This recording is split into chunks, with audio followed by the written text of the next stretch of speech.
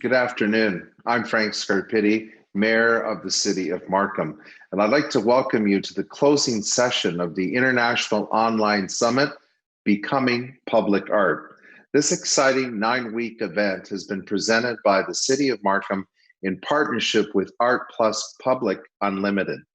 Now today, I'd like to begin by acknowledging that we walk on the traditional territories of Indigenous peoples, and we recognize their history, spirituality, culture, and stewardship of the land.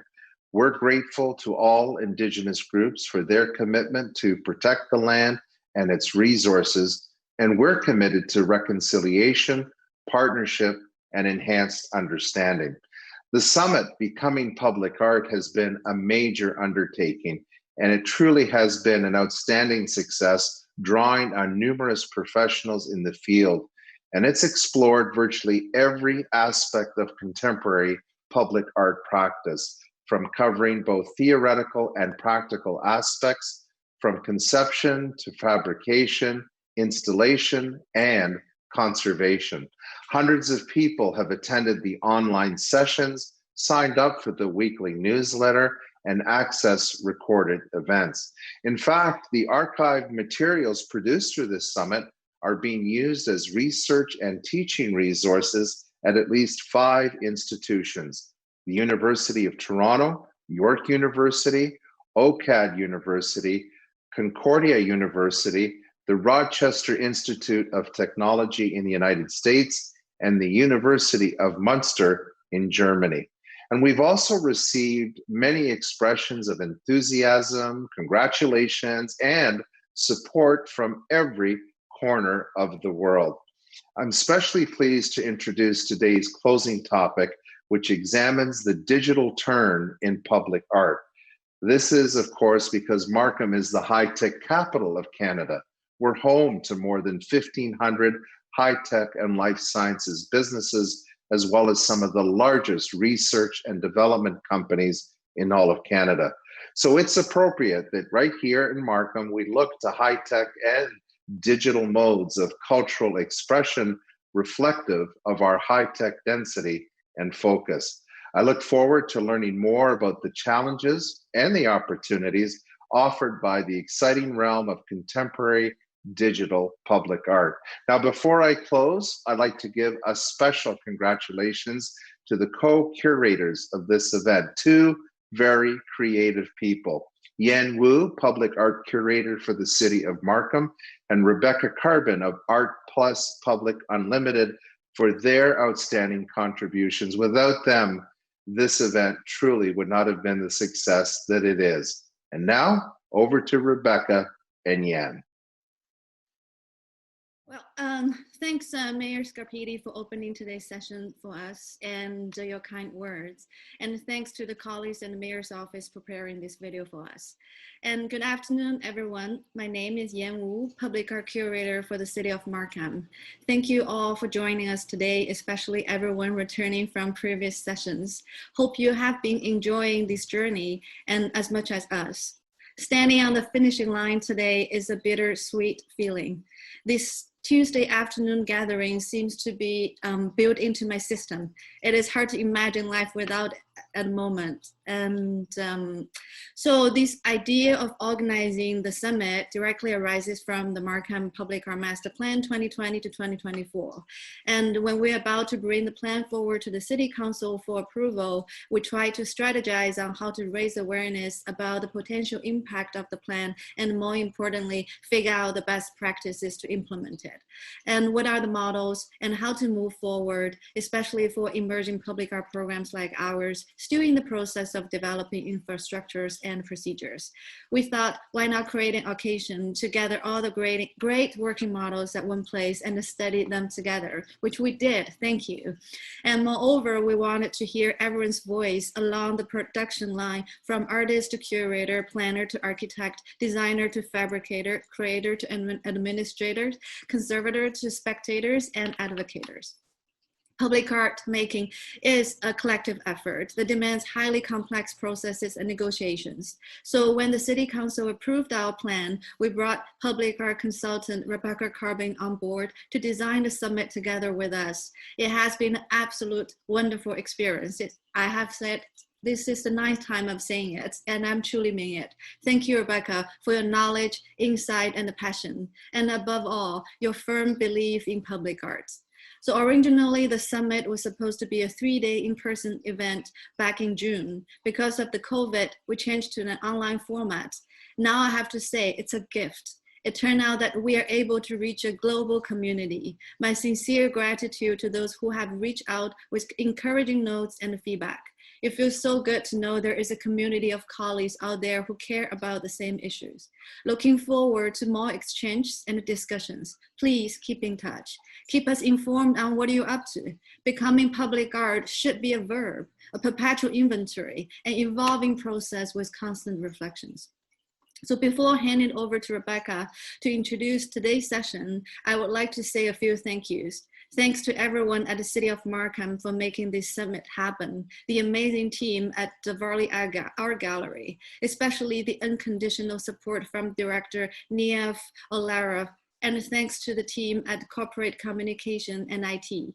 Thank you, Kay Pettigrew, for today's captioning service. Lastly, but most importantly, just like without artists, that wouldn't be any public art, I want to thank all the presenters of the summit. Without you making your projects happen and sharing them with us, that wouldn't be the Becoming Public Art Summit. Thank you. And now over to my collaborator, Rebecca Carbine. Thank you, Jan. It's also been such a pleasure to collaborate with you on pulling this program together and seeing it unfold over the past 8 and now 9 weeks. Thanks everyone for joining us today from wherever you are. We're thrilled to be sharing our panel and program with you in our final session, Digital Public Art Commissioning. Today we'll have presentations from artists Marc Boutin, John Isherwood, and Ben Rubin. As always, with our case study method, each presentation delves into particular projects and the opportunities and complexities of digital public art commissioning. We'll then have a conversation between our 3 panelists, moderated by artist Mitchell Chan. Our session today is indeed number 9 of 9. Over the past 2 months, we've covered a range of topics relevant to contemporary public art practices from a range of perspectives, all built on the premise of examination through case studies and working models.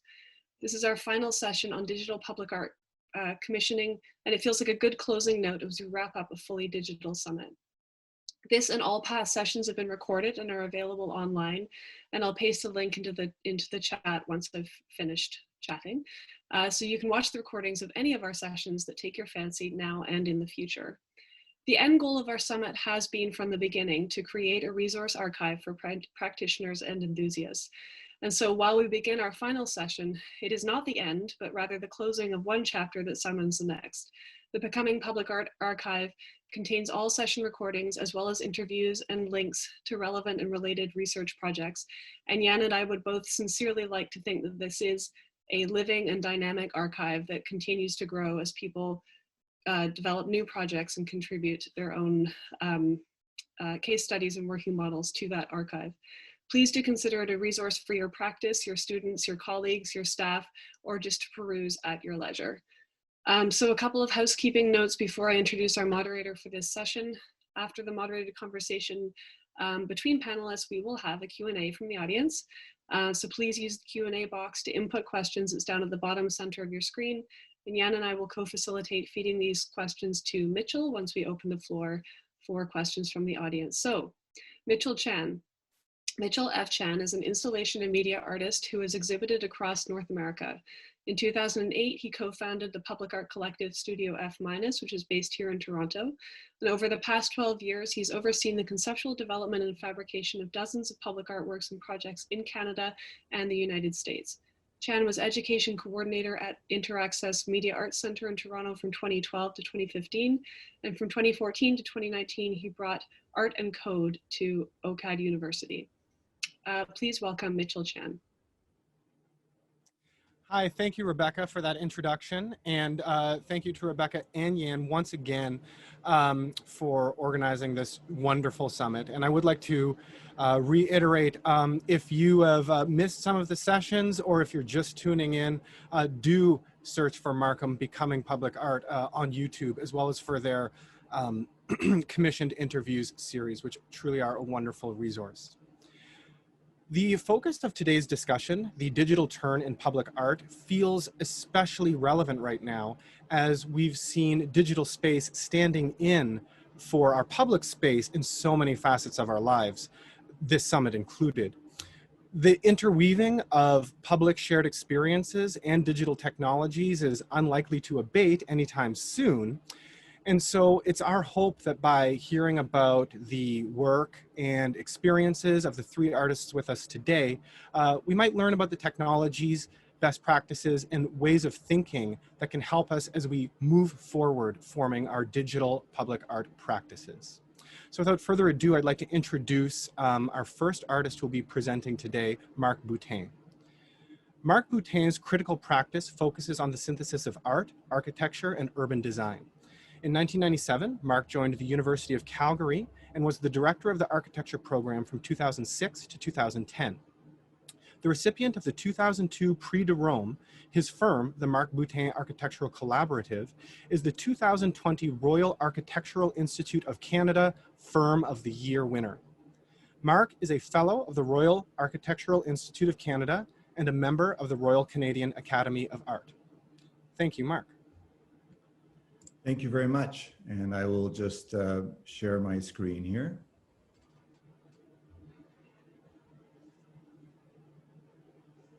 And I think before I start, I just want to thank Jan and her entire team for inviting us to participate. I use us because obviously I'm representing a larger team. We're very excited to present this to you and be part of this discourse, which is obviously important and necessary, as Mitchell says, in this global world, and a world that is being framed by the digital as we speak. So thank you very much for that. So this project is about the 4th Street Underpass, and it's a project that started probably 3 years ago. It's located in Calgary, and I'm speaking on behalf of a team that includes ourselves, Beck, located here in Calgary, an interdisciplinary studio. But as well, it includes Krzysztof Wodiczko, who is a Polish-Canadian artist who operates out of Boston and teaches at Harvard. And frankly, he's been one of the giants in the world of light public art since the 80s. So we feel very content with working with him on this project. This is an image from Krzysztof's work. It's from 2013. It's called Luminaire Londonderry. And for this, Krzysztof speaks a lot about the idea of body and space and the capacity of the architectural body or the urban body to contain the body and space. And then specifically, the other layer would be his projections, which start to engage what he would call the social body. And so this image is emblematic of some of the things I'm going to discuss, which is how do we, as architects and designers and artists, start to frame the conversation that exists in our public realm? And how does that in framing include both physical, analog strategies, but also digital strategies as a capacity to stimulate and catalyze that social body? Wait a second. Whoa, why can I not go forward? Sorry, everyone. Oh, here we go. We'll try this way. All right. So the project site is critical to this endeavor. As you can see by the yellow label, the project site is actually 2 blocks that span from north to south and south to north across the CP tracks. And this is really critical because the CP tracks running east and west across downtown have divided the downtown into 2 separate parts.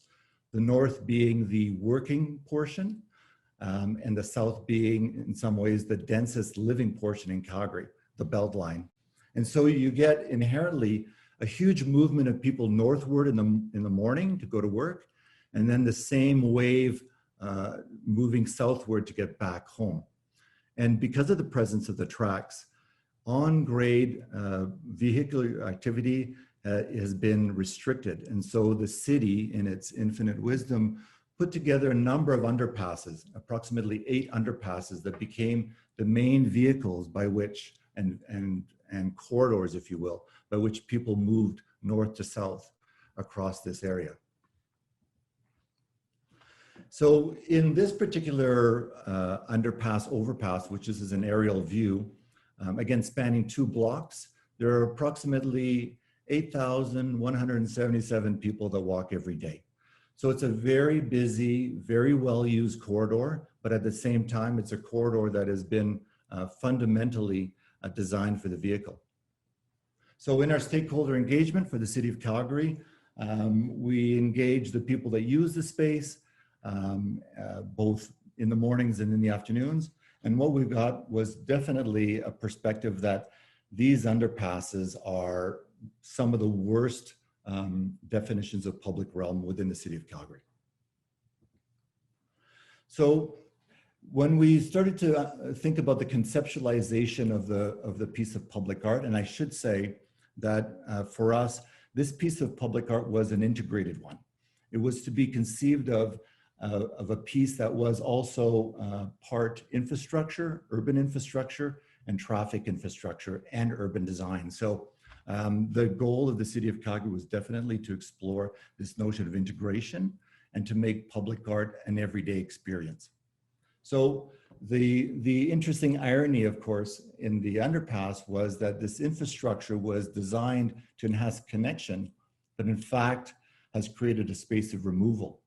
And as we can see in terms of the way in which people actually use the space, what we found was in the same way that the space is highly mechanized, again, designed for vehicles, we found that the people using the space became mechanized in as much as it became more abstracted. Their movements, the way they actually carried themselves, body and space throughout the space was highly restricted, highly mechanized.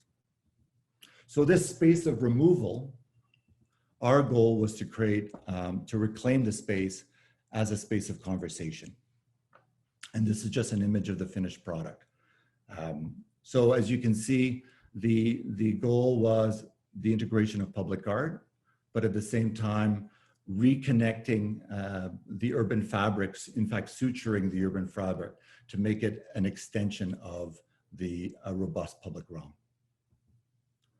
So in this, and the notion of the conceiving the city as a conversation, this is a quote from Italo Calvino in Invisible Cities, and the way in which this organism, this ecology of strangers, or this ecology of people pass by, engage one another, not necessarily in conversation verbally, but in conversation in terms of gestures, bodily movements, considerations, internalizations, and dreams and fears, all coming together as people pass by one another, engage one another, and again, engage in this broader conversation. This was the goal. But of course, from the point of departure of a concept, we understood this as a space of removal. And so inherently, from a conceptual point of view, how do we re-engage that space of conversation? How do we suture the city as a conversation in order to make this piece of public realm 2 blocks long, an extension of the conversation and re-engage people as not just passersby, but actors within that public realm. So as I mentioned, the site itself is 2 blocks long and linking 8th Avenue and 10th Avenue. And what we see in this section is that as you descend, whether from 8th Avenue or 10th Avenue, you pass under 9th Avenue overpass or the CP tracks overpass. And so there is inherent a process or an experience of descent. And then as you pass one of the overpasses, you enter within essentially an oculus that frames the sky up above. And so for us, in terms of a site analysis, in terms of understanding the context for the intervention of public art, we very much saw three processes: a space of anticipation, a space of passage, and then a space of conversation. So part of the discussion that we had with the city was really reinforcing that idea that although the majority of the public art was contained within the oculus, within that space of conversation, there should be an experience that links the entire 2 blocks. So we started to think about that as, first and foremost, the idea of a space of anticipation, that using light as the main infrastructure of the public art, that you would see it as you move towards the oculus. And then once you're under one of the 2 overpasses, there would be, through the use of mirrored steel, a space of reflection. What that means is that through the process of the space of anticipation, the body, you mentally start to think about and become more inquisitive about the idea of discovery. The space of reflection starts to suggest the presence of the body in space. And then finally, once you enter that space of conversation, you're prepared for a heightened engagement of the public realm and yourself within a collective. So before I delve in too deep, I do want to start to speak about the digital, as it were, within the construct of this concept and within the construct of this particular space of conversation. So through the use of a number of cameras that are embedded within the new infrastructure of this space of conversation and the urban infrastructure, the cameras pick up the body in space. This becomes input into a software that then converts the body in space into an avatar. That avatar is represented across the way from the viewer and from the body in space, so that as you move into the space of conversation and your input is picked up by the cameras, your avatar is projected across the street and moving towards you. So this idea then of the creation of the avatar that is actually in conversation with your own body in space was meant to activate the viewer to become an active participant. So again, conceptually undermining the idea of a mechanized movement, the digital here catalyzes movement and awareness of the body in space, and therefore conversation in space. So this I put in for Mitchell's sake, but we created a cartoon because we found it difficult to actually communicate the way in which, let's just say from an architectural point of view, how do you communicate that that talks about the essence of the public art as being the idea of being integrated and being interactive. So we created a cartoon about 2 souls in Calgary going towards work, what they would experience as they moved into that space of anticipation and the space of reflection, thinking about activating, understanding that suddenly their own bodies in space were being catalyzed through the digital. And then in the end, through that awareness of the self and the body in space and others like them, they started to create and engage this notion of conversation, not just within themselves, but with other participants within the space. So suddenly this residual space that was the CP tracks in Calgary became an extension of that space of conversation, which is the kind of social ecology of the city. Now I'm going to delve into the parts that make up the infrastructure itself. I mentioned the interactive quality that was deployed through cameras that picked up the body in space as an input, and then a kind of a software generation of the avatar. There is tens of thousands of LED lights within an armature, and those lights too project up above to a veil that's interactive as well. So we, as architects, made models as architects do, as well as an axonometric here that starts to talk about that assembly as a series of layers. Again, underpasses in Calgary, probably underpasses in most cities in North America and Canada, are pretty tough spaces. So Although the public art itself was interactive and had highly nuanced capabilities, we had to develop a very robust, essentially traffic infrastructure, or urban infrastructure to protect it, but also to project it.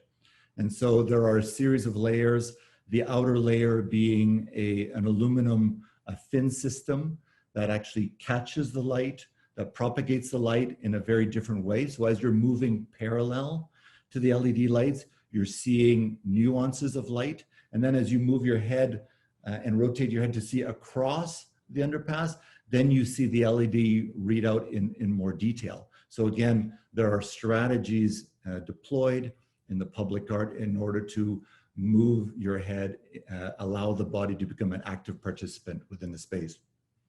Behind the fins, these kind of reflecting fins, was tempered glass, and then finally the kind of LED light field.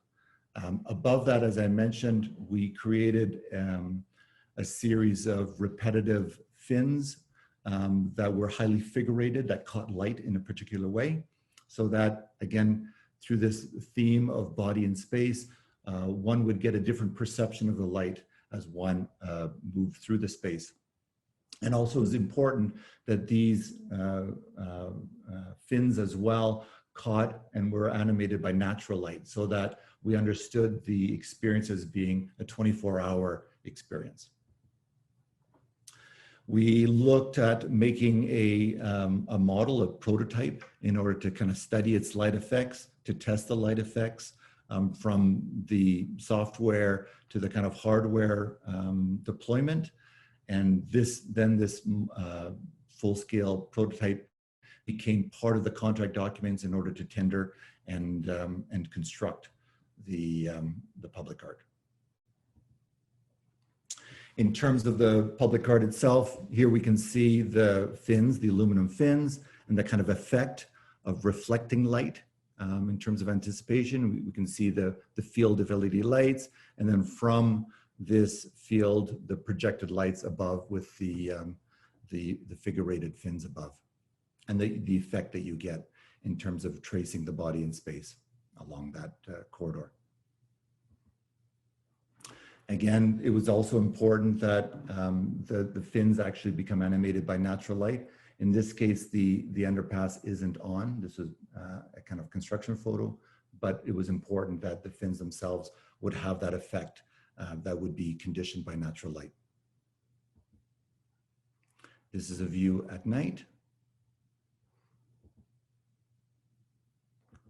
And another view at night that starts to show the way in which the avatars start to come in and out of focus. I should say that in conversations with Krzysztof and the others, it was very important that the way in which the technology was embodied was at a level that was very simple and very easy to kind of deploy, so that there was not a compromise in terms of resolution because of the way in which the technology would age, if you will. So there was a quest to have a technology that was appropriate to the means by which and the abstraction of the avatar.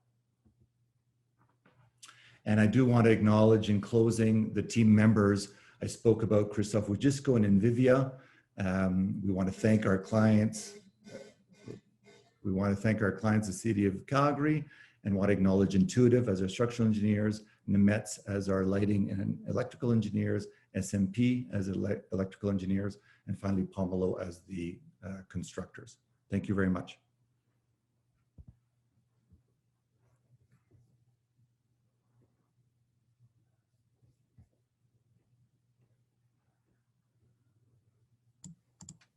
Hello.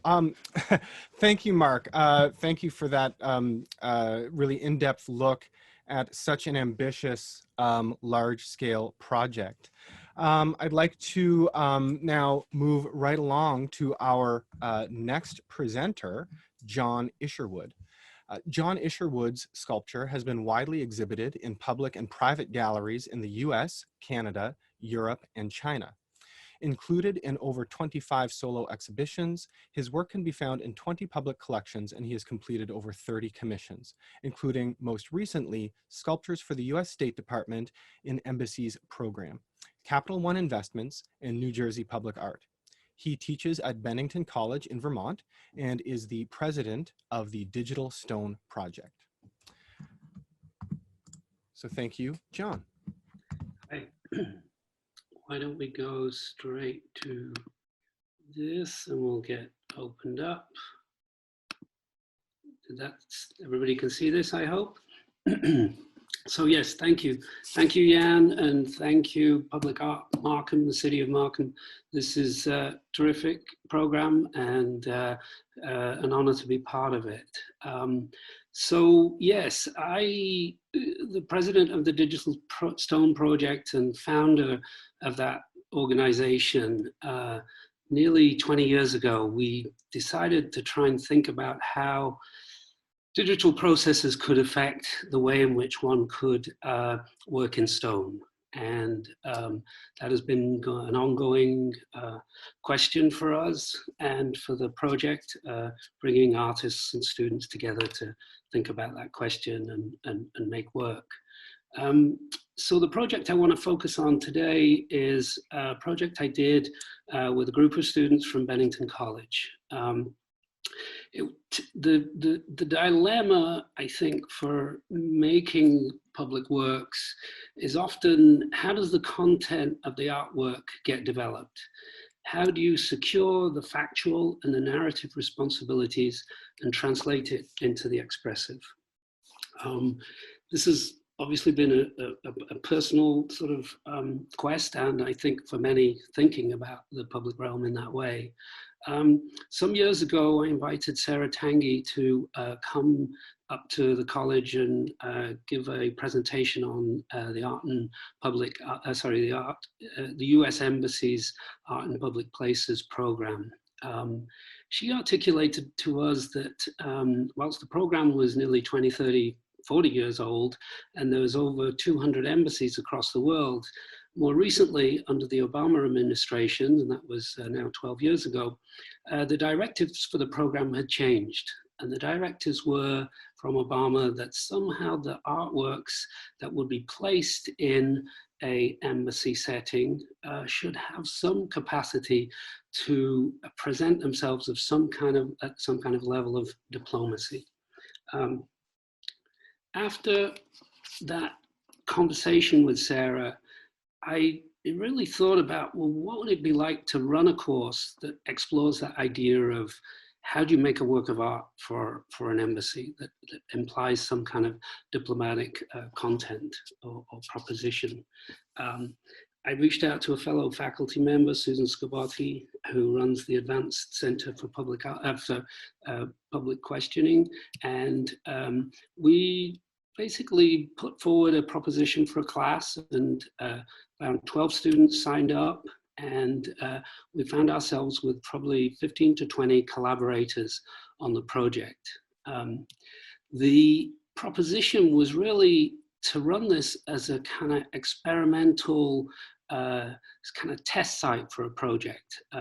We were in partnership with Art and Embassies and the curator, but in no way did we have a kind of responsibility to complete a project or anything of that nature.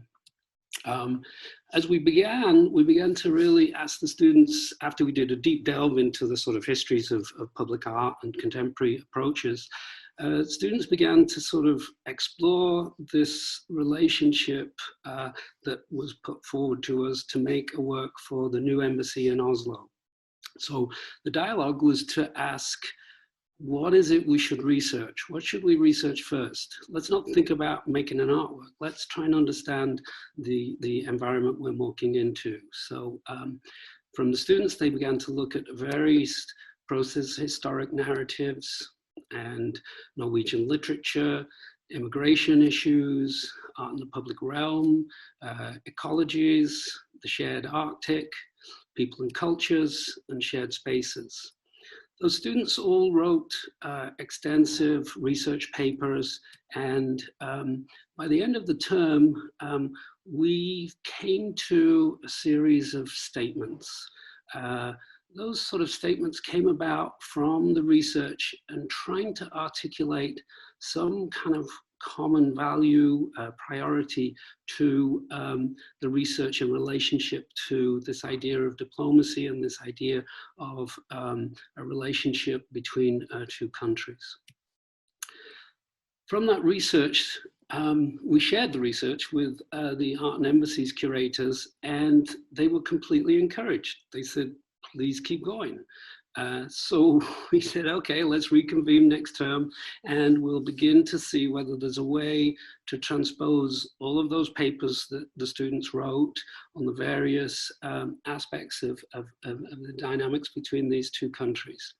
And from that research, we began to think about a way in which one could start to move towards some kind of visualization. I'm sure you've all been on airplanes, you've pulled out the airplane magazine, you kind of stare at the flight paths and you're like, okay, I can see where I'm going, I can see where I'd like to go.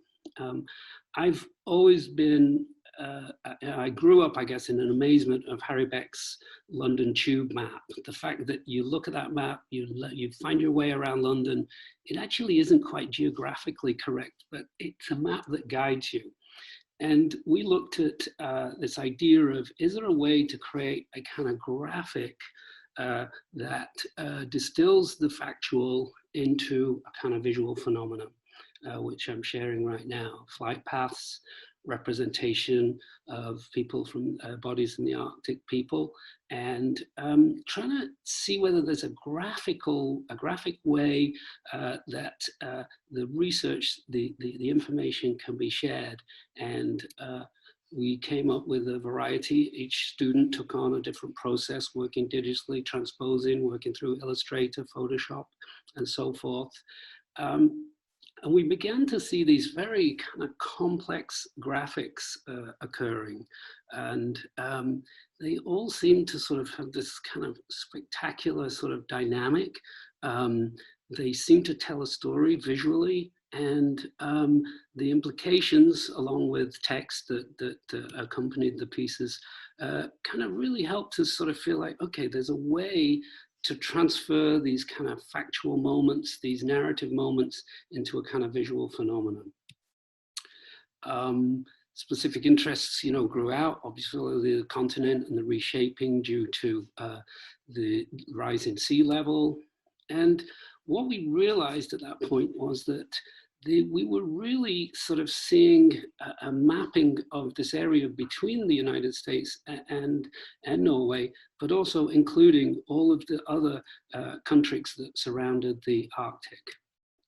The question then, as we were encouraged by the State Department to continue and think what we could build from that, was to ask that question, is there some way to now to start build out a dimensional object? So we decided, well, all of this information exists, why don't we try and just layer it? So we began going through this process of basically imposing one layer of information over another and getting further and further into these kind of complex graphical renditionings. From there, it seemed we were discovering there was these kind of interrelationships between these different countries, the way in which either migration of people traveling from one coast to another, flight paths from one coast to another, the interrelationship of resources and so forth. This kind of webbing, this netting of kind of relationships was very apparent, which led us to move into a more dimensional form, which you see, and including all of the 8 Arctic countries. We didn't use the kind of geographical placement, we used the kind of mapping location that occurred from the overlay of the images. We were encouraged and given a budget that we were able to send some students to Oslo, and for 3 months they did certain research. We were able to visit the potential site, and after the site an idea came forward to think about this area where they were proposing a work of art and how could we think about the planting there was representational also, and maybe the potential cross-fertilization of those plants as a gesture of friendship, of interplay, exchange. We were finally given the project and commissioned, and which meant we had to move into fabrication mode. We were able to go to Italy and select the stone. Whilst we went to the quarry, we decided in the end not to quarry the block. We decided to use blocks that had already been pre-cut for the piece. A couple of images here of the work being cut robotically. So the engagement then was to transpose those graphics into instruction for a 7-axis robot to begin to cut that form and also create the interrelationships, this kind of stringing together, webbing together of these forms. What I want to do with you now for the next 6 or 7 minutes is just share a video that maybe speaks more directly to all of the voices involved. And then I have 1 or 2 last images.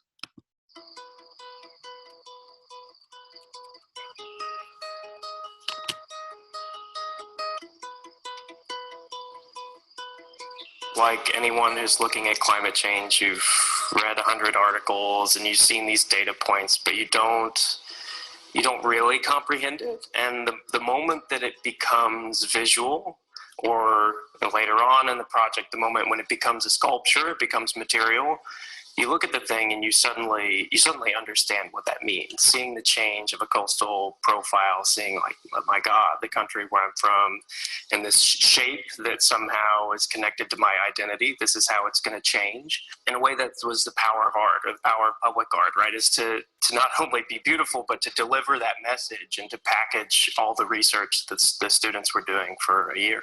The most important thing was not to start with what the artwork would look like. It would be best to do research, to begin to explore a kind of dynamic between these two countries, between Norway and the US. And we looked at Norwegian culture. We looked at Norwegian literature, the way in which traditions occurred in Norway comparative to American traditions. We tried to assess political positions in relationship to shared values and concerns. We thought a lot about the ecologies and responsibilities to that, commerce and so forth, which really led us in the end to realize that the common space that existed between our two countries was the Arctic. They had decided, after doing all this research on Norway and public art, that they wanted to focus on the Arctic Circle and the Arctic Council, which has 8 member countries, including the United States and Norway. The discussions about, oh, will the Arctic completely gone by 2030 or 2040 or 2050? So we agreed that the Arctic will all this unique ecology that doesn't exist anywhere in the world. It became clear that the data started to be visual through a complex lens. So we had this, as Manuel Lima would call it, visual complexity. The idea of the graphics was to really display the narrative in a visual way. So rather than moving to think how a sculptural form could narrate the research, let's move the narrative research into a 2-dimensional graphic renditioning. And we pushed hard to find a way that might be more visually impactful, using color and form and shape and so forth. What you don't see is the design process, which is every one of the complexity graphics and the kind of final form of the marble sculpture.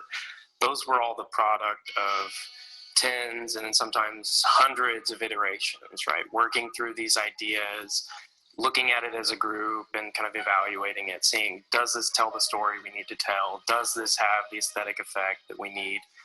Well, you don't see that process. I mean, I think the residue of that rigor is in all the work.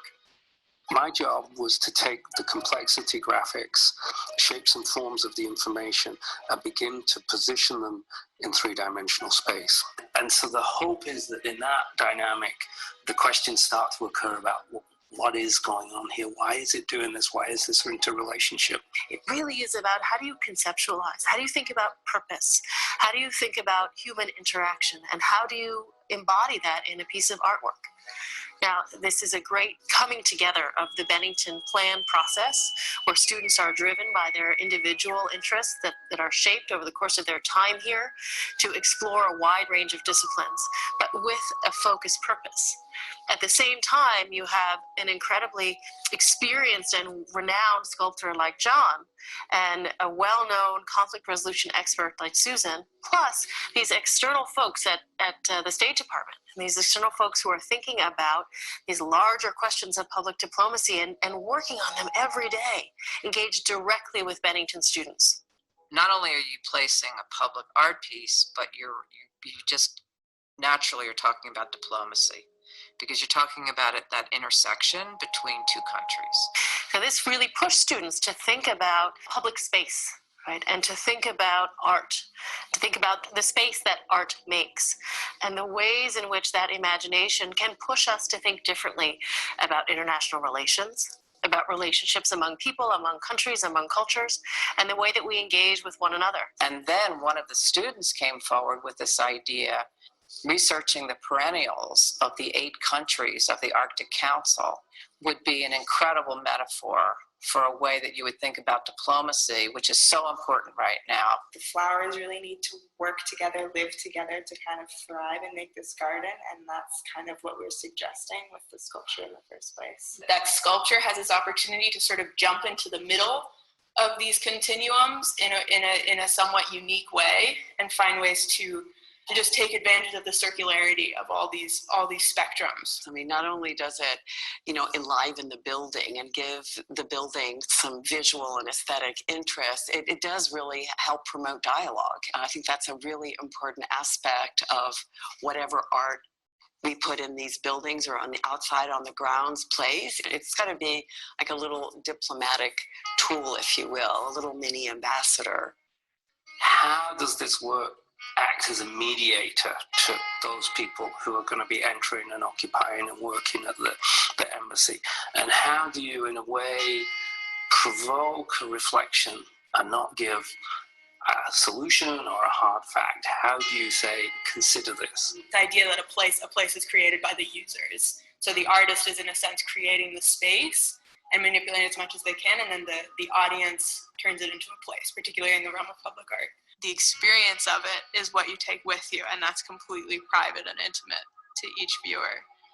So it's kind of a paradox. The reason why I think it's important, and also the reason why I thought Bennington would be a perfect partner, is that a cross-disciplinary approach yields different perspectives. We wouldn't have gotten to the kind of incredible drawings and the incredible work where we eventually landed if it weren't for all these people and all the diverse viewpoints that they brought to the table.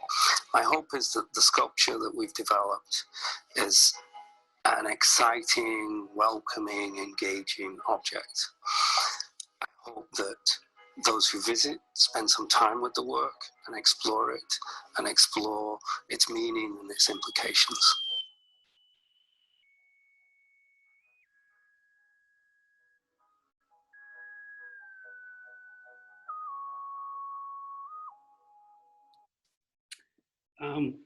So yeah, this is a finished piece, and I think what really was phenomenally, or a shock or a surprise or inevitable in some ways, was that this dynamic of these interrelationships of these countries and connections. And once we moved it into that digital realm of morphing one form to another, we oddly found that the form had a void in the middle, an empty space, and how incredibly potent that was as a moment to think that all of this activity, all of these concerns, really there's a focus there that we shouldn't allow that central form where the Arctic is and that phenomenal condition of the Arctic to disappear. But the sculpture professes that in some way with its void in the middle.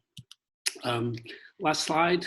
So our next project is the US Consulate in Chiang Mai, and my class starts at 3:30 today. So thank you.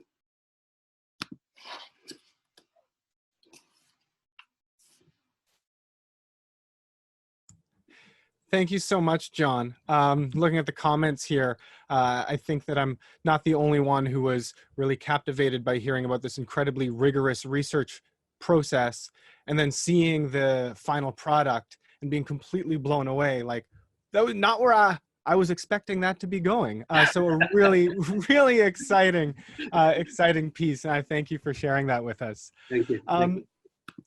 So we'll move on to our third and final presentation, the artist Ben Rubin. Ben Rubin is an artist based in New York who creates media installations, projections, and theatrical designs for public spaces and live performances. From 2015 to 2020, he served as director of the Center for Data Arts at the New School, where he developed advanced techniques for data visualization and sonification. Rubin received his BA in computer science and semiotics from Brown University in 1987 and his MS Viz from the MIT Media Lab in 1989. Thank you, Ben. Thank you. Thank you so much. Really pleased to be part of this conversation. So I'm going to present this project called Herald Harbinger. First, I just want to acknowledge the fantastic collaborator that we had in Brookfield, who is the sponsor of this project, and the city of Calgary, and Rena Greer, who's a terrific art consultant who shepherded the whole thing from start to finish. I also want to acknowledge my partner in the project, J.R. Thorpe, who's a fantastic Canadian digital artist, data artist. You know, I'll talk a bit more specifically about J.R.'s role, but it was a great collaboration in every respect.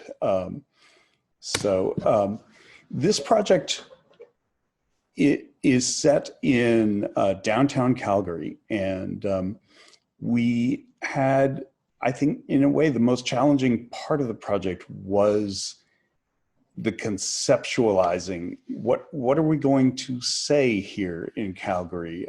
Jer is from Vancouver, but neither of us had really,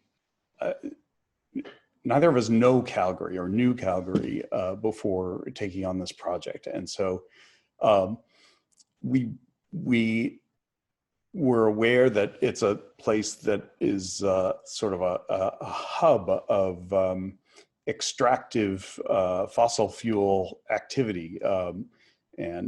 So many of the companies in these buildings all around the project site are the places where that activity is taking place. They're oil services companies and all kinds of related organizations that are working with this. So I think it was, we were hoping to find something that would maybe be subtly or quietly subversive to that activity, or at least offer a chance for people to reflect on what was really going on. So I'm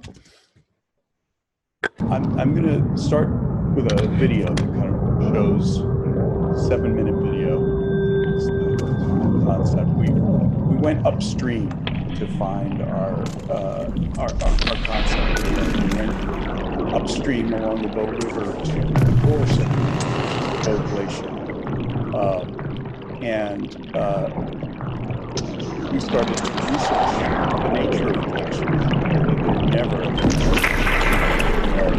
constantly in a state of cracking and expanding and contracting and moving all the time. So a crucial part of the project is this Glacial Observatory that we actually installed in Banff. And this is capturing, it's set right there on the just adjacent to the glacier and set in the bedrock there. And it's capturing the shaking and seismic activity that is generated all the time by the glacier, and then transmitting it back to the site in Calgary. So this is giving a sense of the relationship between the glacier there, about 140 miles, down street is downtown Calgary. So this is the project site. It's Brookfield Place in Calgary. And like some of the projects that we've just seen, the idea was to try to create a conversation, in this case, between the city and those two sites.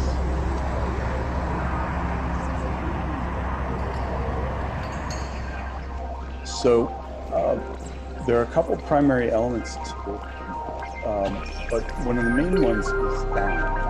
And as you'll see in a second, what we're doing with the observatory, we're collecting this seismic data, but then on the site, translate that data into sound. We create a kind of sonification. So you're seeing an overhead view of the plaza. It has 16 benches placed around it. And we use these benches to create a kind of quiet but present voice of the glacier, a presence that inhabits this environment. And then there's this visual element. This is really Jer's baby, the render of the glacier data in real time.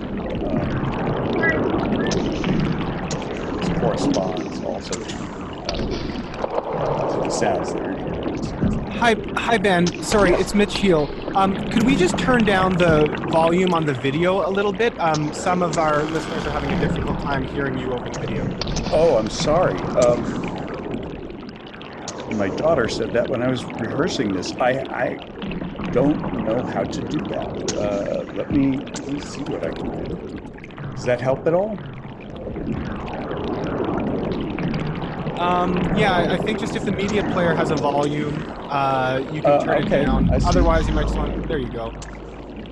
I think that'll be good. I think you go even a little bit lower. Yeah, that's awesome. Thank you. Okay, sure. So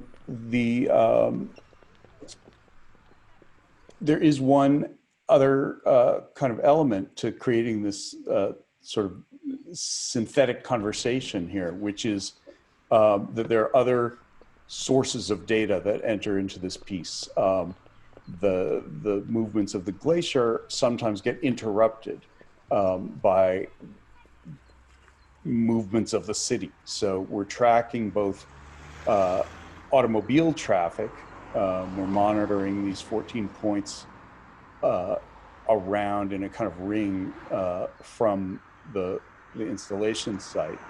And so occasionally kind of you have this traffic, and this is the visual representation of the traffic and the sound that kind of overtake the glacier and bring that voice into the conversation. And then if the glacier has activity during that time, it'll kind of break through.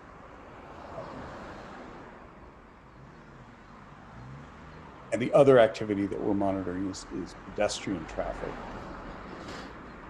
As people pass through this site.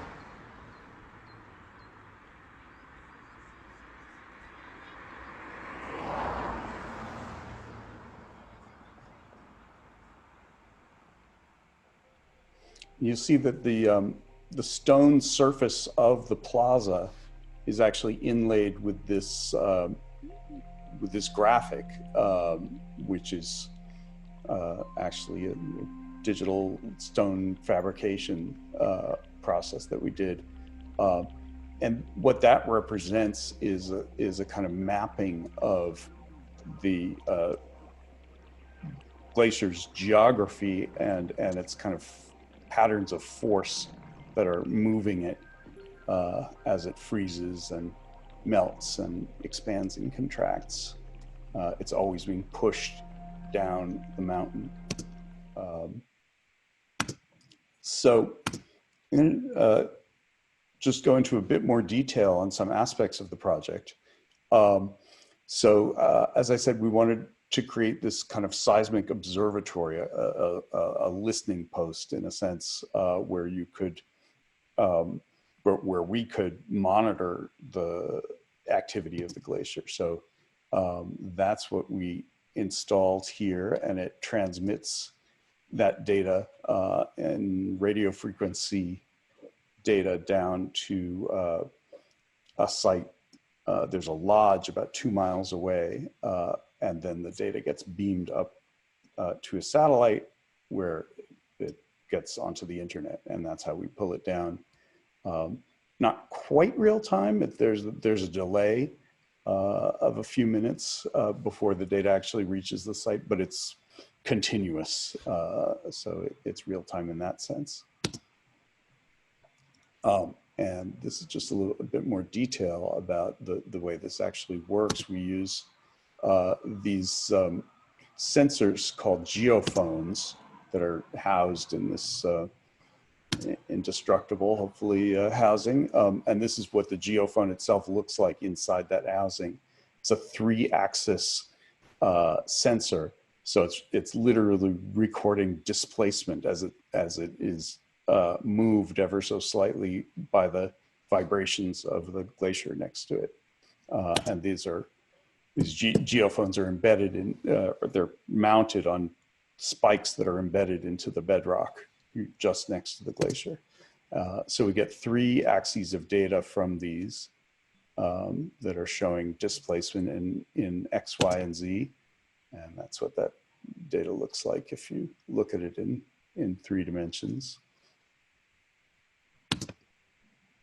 And this is the data seeing, I think this is a compound of the 3 axes over time. So you can see there's quite a bit of variation over time in this data. That's the team that went up the mountain. So the site of the installation itself is Calgary, which is on the Bow River. And as I said, it's home of a lot of, well, among other businesses, oil businesses. And that's the river itself, a couple of blocks away from the site. So this is Brookfield Place.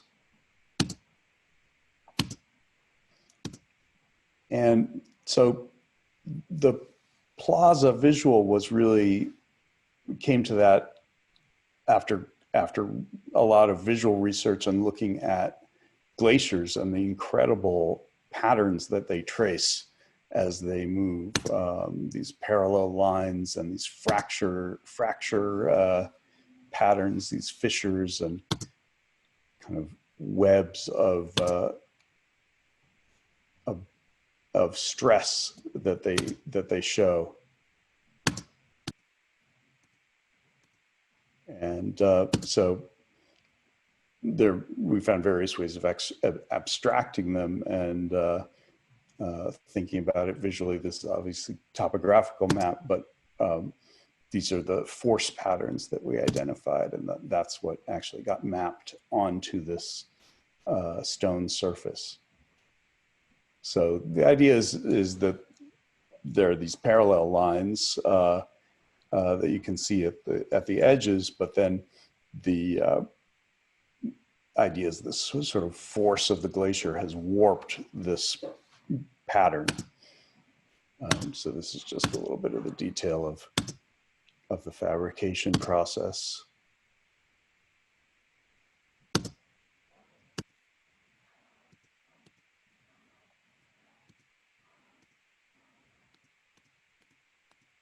And so the sound is driven by this data. Now, the data is not precisely the sound. That's not what we're recording in the observatory, but what we're doing is kind of regenerating or synthesizing in a way a kind of imagined landscape of sound. And we're using ice sounds that we recorded and gathered as the basis for this kind of sound landscape that we're constructing. So some of the recording was done by Brian House, this great sound artist who was accompanied the team on one of their visits up to the installation site. And Brian did some amazing recordings inside the ice of the glacier, getting some of that cracking and movement, but also amazing sounds of melting and dripping that I think you might have heard in your sound mix as well. And then the sound that is generated based on the impulses that we're getting from the seismic data is then distributed to make this kind of spatial soundscape. The sound comes from underneath these benches. They're speakers sort of securely mounted under each of those 16 benches, and they send their sound out and kind of bounces off of the ground of the plaza.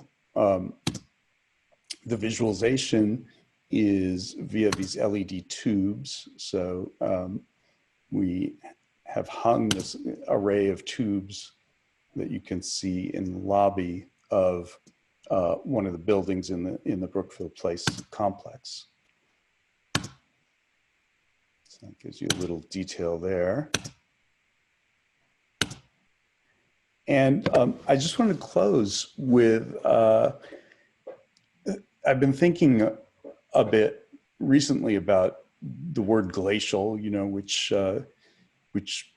commonly we use to mean slow, something that's very slow in happening or arriving. And I was so struck by how active glaciers are when we actually did the research and started to study and listen to them, and also how rapidly they are disappearing. So this is a 100-year stretch of the Bow Glacier, and you can see that it reached down, I think that's a matter of maybe a mile more. It's all compressed in this one photo, but this is the glacier in 2002, way up there, and it falls into this pool of meltwater that you saw earlier. That's a pool of water that wasn't even visible at all. It was completely under the ice just 100 years ago. So the landscape in glacial regions is changing really fast and dramatically. And so the hope is that a piece like this can act, I love in the previous talk, that the notion that public art can be a mediator. And we're hoping that this piece is also a mediator between the urgency of what's happening in the glacial regions and what's happening in a city like Calgary. So again, thanks to everyone who worked on this project, and I'll close it there. Thank you so much, Ben. Another fascinating presentation of a really large and multifaceted project, and we appreciate you sharing that with us. So next up, we'll be moving to our question and answer period. And we will, I've seen some questions coming up in the Q&A section of Zoom, and we will be getting to those shortly. But I wanted to start off, and this is actually something that a commenter had posed in the chat as well. A commenter mentioned that they had seen, they'd experienced limited appetite for large-scale public art projects that use technology in some of the ways that we've seen here today, due to, I think, a lot of commissioning bodies not having a real appetite for some of the technical challenges that can come along with work like this. So my first question, I'd like to hear from Marc and then maybe from Ben. Could you tell us a little bit about the technical challenges that you faced, both in the installation of your project and then in the maintenance of it? I can jump in quickly. I mean, that was the kind of nature of the conversation I had with Jan at the start of this conversation. And I'm happy to say, I'm just going to show you this because it's kind of fun. Just received this picture from part of our group. So the thing just got turned on after about 8 months of troubleshooting. So whose fault is that, or what does that mean? It really means that I think the kind of digital is a paradigm, and it's very new in terms of an asset owned by a municipality, because they have so many different layers of bureaucracy like IT and security that would have to be engaged and stewarded towards making this a reality. So I think there are kind of bureaucratic challenges that have to be addressed before even the start of the design. I think the other aspect of it, and I would love to hear what Rubin has to say about this, or Ben has to say about this, but the idea of how do we talk about the longevity of a piece of public art when it is digitally driven, right? Like how does authorship maintain itself in perpetuity compared to a bronze statue, right? Which is a kind of a traditional piece of public art. So I think that too has challenged public ownership of pieces of digital art. So both the process in terms of naturalizing a process and also the idea of how it exists as a product, as an asset in terms of its longevity. And where did you experience some friction in those expectations about longevity or about roles and responsibilities in maintenance and upkeep? Well, this is a really interesting question that you're provoking, because when I listened to the two other pieces of work, it's interesting how we construct intentionality. So intentionality, or let's just say the public art experience in the 4th Street Underpass is interactive. So bodies in space, in some ways, are the content of the piece of art. I think with Ben's work, I don't want to put any words in his mouth, but my sense is that it's an ongoing, conceivably shifting soundscape because of the changing nature of that glacier. Whereas in Jean's work and John's students' work, there's an interpretive construct that one has to engage, and then we can debate what that means. So all those things are really interesting in terms of how the digital in public art operates. So our troubles, let's just put it that way, were technical in nature, that the contractors, because it's such a large scale, like a two block, the contractors were unable to actually technically deliver the project. This is because of really stringent budget cuts, but really they should have. And then there was just the other side, which was the kind of approval side. The city wasn't used to this kind of asset at this scale. Mm-hmm. And Ben, what about you? What were your experiences? I can imagine with so many facets, that project must have been extremely difficult to install. I mean, first of all, you have one of your installation sites is on a glacier. But can you talk a little bit about the maintenance? Because you have a number of components. You have the light component and the sound component that are always on. So what was the installation and maintenance like on that project? I mean, this is an issue that's so fraught for me in so many ways, because I think, so knock wood, the story in Calgary for this project has been a good one. The piece has been running now for several years, and it is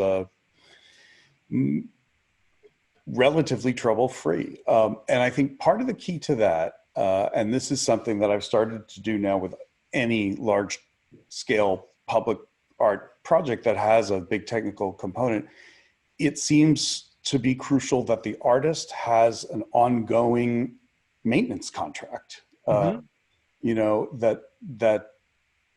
in this case, and I think with almost every other piece I've made, it's really hard for anyone else to kind of understand what's important and how all the pieces fit together. And it's we're probably the best suited to do that, to really take care of the piece. And we're really happy to have in Brookfield, as we have in other sites as well, fantastic and enthusiastic partners who also are highly motivated to take care of the piece and, keep it up and running. And so that's been great, except that I now spend a larger portion of my life than I would like just dealing with these past projects, because they all are, they age. And so it's unresolved for me. Right. And so it sounds like that would be, that's a challenge as it is, and can be a real hurdle if you don't build in that maintenance contract for the artist into the contract. It sounds like that's a major takeaway from what I'm hearing here. As well as and proactively planning, computers are going to die, so replace them before they do, and other components that you sort of anticipate the lifespan and make a plan so that you're replacing things ahead of when they just fail, hopefully.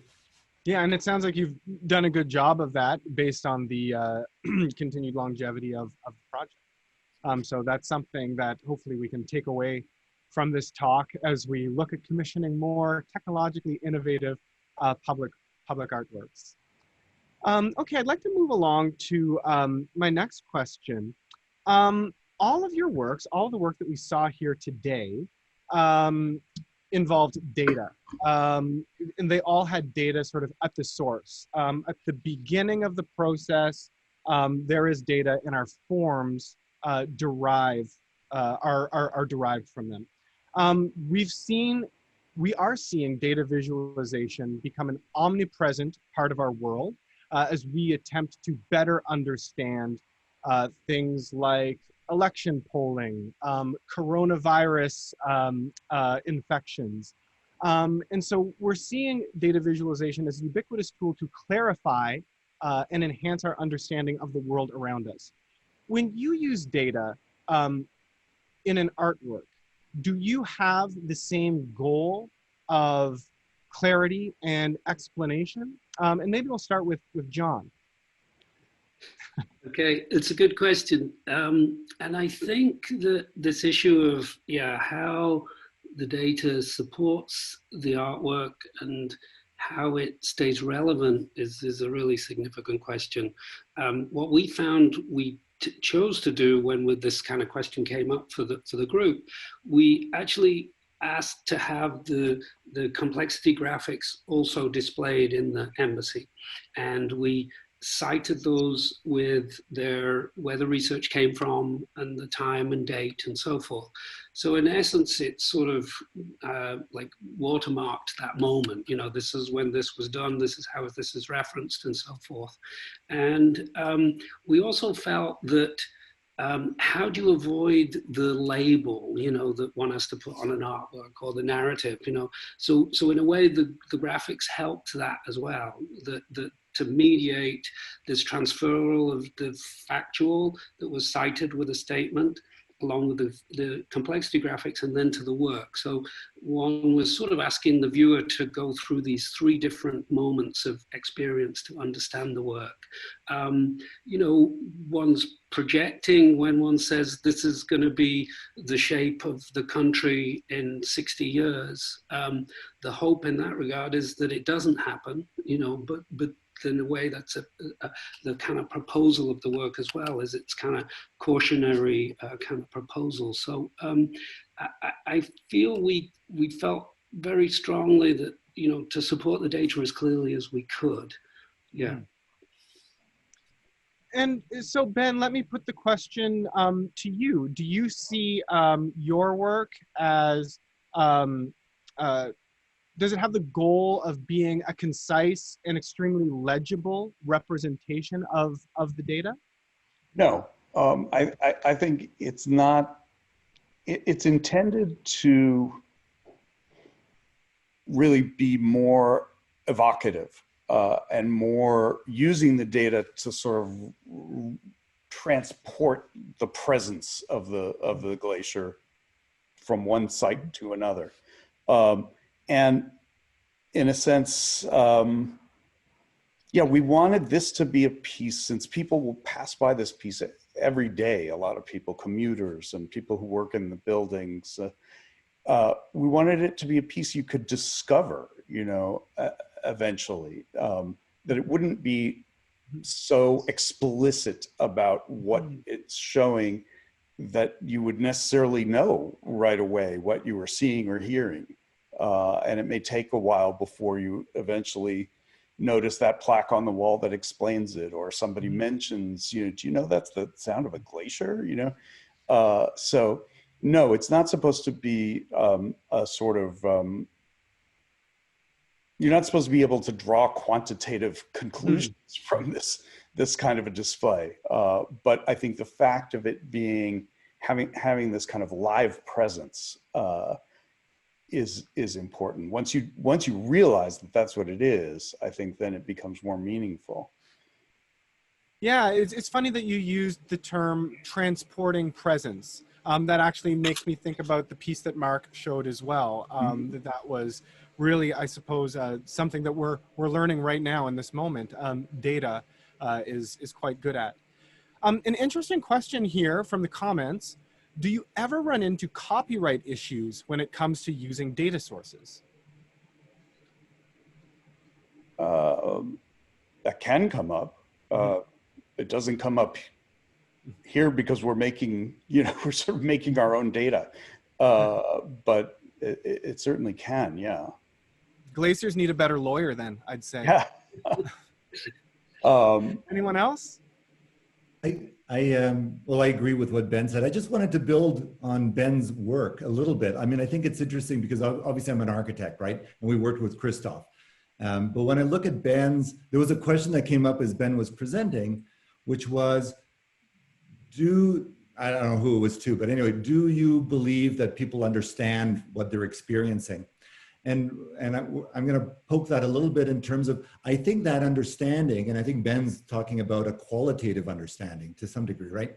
Yeah. That understanding is in some ways constructed not just with the data sets that are embedded in a soundscape and a lightscape, but in actually a sequence of movement from the benches or through the plaza, and then entering into the foyer and seeing a lightscape, and actually allowing the viewer to construct meaning from that. You know, I think so. What am I saying? I'm saying data sets and spatial circumstances conspire together to help create a more robust, I think, interpretation of the thing, right? So, and I think that's very important. And for our perspective, we're trying to do the same thing with constructing, in some ways, a stage by which the data set, which is interactive, would be understood, so that the body in space is primed by the stage that then, you know, kind of opens itself to conversation. So I think that interface is natural for architects between data sets, data experiences, and spatial experiences as kind of a single theater, if you will, of experience. Yeah, I think I completely agree. I think there's public art by its nature is a sort of theatrical undertaking. You know, it's kind of, it's public choreography in some sense. You're choreographing in some cases you're choreographing people's movements or choreographing attention of people as they pass through a space. And so, yeah, just echoing what you said.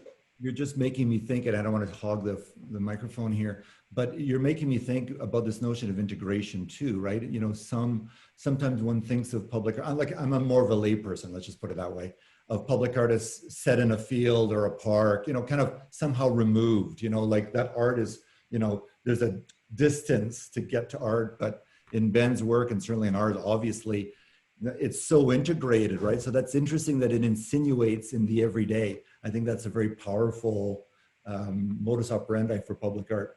Yeah. Very interesting. So with this being the final installment of the Becoming Public Art series, I feel that it's appropriate that we end with a question about the future, particularly in this crazy time, which is a phrase that I'm going to be really looking forward to not hearing very much in the future. all of you have presented artworks that take immaterial data and represent them in physical spaces.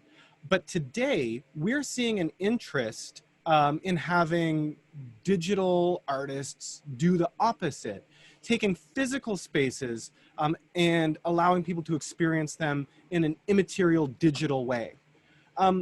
Do any of you want to tell us about how your practice is responding to an increased demand for digital art experiences, or maybe what the future might hold given the things we've learned in the last 9 months or so?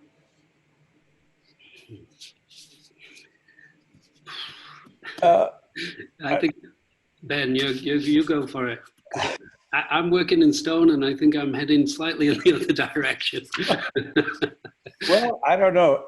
I mean, I've always actually, done my best to avoid projects that had a purely digital form, and yet now in this situation, I am finding myself more interested in that space, in thinking about, how do you apply the same sort of thinking, but perhaps into a virtual three-dimensional. What could public art be in a virtual environment? It's an interesting question. I mean, I've barely scratched the surface of it, but I think I'm hoping that new forms will emerge out of all of this. Marc, I feel like an architect would have some interesting insights, interesting thoughts about this. Yeah, no doubt. I mean, it's interesting that I'm not a historian, but I did take a history degree, and I can't help being, looking at it from a more historical perspective. And in terms of architecture, there's always been a narrative that has run through architecture, especially since modernism, like the 17th century, right, of attempting to create automatic architecture, right? So from I'm going to forget, anyway, long story short, let's just put it that way. And the digital is now occupying that space. Can architecture and architectural space, or even the notion of experiencing architecture, exist completely in the virtual? And that's interesting, right? You're getting a lot of architects that are moving to places like Hollywood to construct experience for virtual experiences. And that's getting more and more prevalent. So both the notion of a parallel virtual experience that is as intimate and as palpable as the real, and also using digital like AI in order to actually construct physical space. Like we see it all the time. Every 6 months, it's like whole house done 3D, printing. Like you keep seeing this notion of the automation. So you're getting both constructing experiences as a virtual and constructing architecture, both as kind of digital platforms competing with architecture. Yeah, fascinating. Well, it's an interesting time. Well, I'd like to thank all three of you for your presentations. It's a really exciting topic. Someone just posted in the comments, it's the tip of the iceberg, as it were. I think that's an appropriate pun to wrap things up, as clearly these digital technologies and ways of visualizing the world around us, these are techniques that we're really just beginning to learn, and particularly learn how to fold them into the public realm. And so I thank all three of you for this wonderful insight and showing us these brilliant case studies. Thank you. Thank you. Thank you. And thank you so much, Mitchell, for steering a very dynamic conversation and some really interesting comments in the Q&A and in the chat, which if we didn't get to them, we will, of course, as you know by this point, answer them in text form. Thank you, Marc, John, and Ben for sharing your incredible work with our audience. Marc, you quoted one of my most beloved books, which is Italo Calvino's Invisible Cities. It's not at all a usual suspect in the public art reference library, but certainly a seminal text for my own approaches to art in public. And John, one of the people in your video mentioned that you talked about a multiple nonlinear progression and how do you show human interaction as a physical object. These are just these projects really got me reflecting on these cases and others, and really thinking about the incredible research and processes of development in making these and just about any public artwork, and driving home the understanding of the becoming of a public artwork as at once the end result of an extensive process, while also the initiation of a new speculative choreography of public interaction and engagement. For those of you who have tuned in more than a couple times or have perused our lineup on the website, you may have noticed a narrative arc to the chronology of our sessions. We kicked everything off with a keynote from Ken Lum, speaking to the role of monuments in the city and the roots of contemporary public art practice within a history of the monumental. From there, we covered collaborative practice. Public art is an inherently collaborative practice, as that came up again today. The civic role of the artist, planning for public art, questions of accessibility, placemaking and indigeneity, site specificity, temporary or durational programming. And here we close with digital commissioning, which, as Mitch mentioned in his opening, has played a defining role in our lived experience in 2020, and the interweaving of physical and digital spaces will likely only increase. And certainly with these projects today, the potential for at once working at a monumental scale, that of glaciers and marble quarries, while also imbued with the durational timeliness and urgency we've spoken about over the past few weeks in durational and temporary programming, and the discussion of site specificity is an ever-shifting condition. This is a really interesting note to end the summit on. We can hit both kind of ends of that spectrum. So as we sit here at the end of our summit, the end of 2020, truly one of the most bizarre years, and consider the role of public spaces and places, what public places will look like in the future and how art fits into that picture. Within the city, the layers of narrative at site, the complexities of social political context expressed in built form, official narratives and questions of who determines what that is, where it exists, who it is for, who is speaking, who is listening, who's left out of the conversation. These are all the intangible qualities that artists are uniquely positioned to define and to divine and bring to the surface of the lived city. I think we can all agree at this point that whatever the form or medium, that artists will be the ones who continue to reveal, interrupt, translate, hypothesize, and make sense of things. So thank you all for joining us. Before I hand over to Jan for final remarks, thank you again for joining us from wherever you are over the past couple of months. And do consider that the goal of this program is to create a resource archive for practitioners and enthusiasts to keep pushing the public art conversation forward. Please do continue to look at the resources on the website. Jan? Well, thank you, Rebecca, and thank everyone and who joined us today as presenter, as moderator, as audience, and thank you all, and sincerely, and hope we will stay in touch. And as mentioned many times now, and all the sessions are recorded and available online on the Summit website. It's really, we want this material to be available, and so we can revisit them, we can discuss it, and all the questions. And sorry, like we said many times, we're not able to cover all of them and during the sessions. And also, especially some of them might be works out better if the presenter answered them privately, and then we will just post all the text and on the Summit website. And also, what I want to say. Yeah, and also in parallel to the live sessions, we have done a series of interviews, and as Rebecca already mentioned, also Mitch, and please read them, they're great materials, and also the way we constructed and is hope these interviews become a little wikis, and because all the links all the projects and people are mentioned in the interviews, we're trying to connect it to a wider internet. It's also another approach where to think about what these online presence of the summit is about and what kind of opportunity it brings us, and not about the obstacles and try to stop us. And also, and as mentioned, and everyone who signed up for our live sessions also receive our bi-weekly newsletters. And this weekend, in the last newsletter of the series, you will find a conversation between two MFA students at York University in response to the content of our summit. So please stay tuned.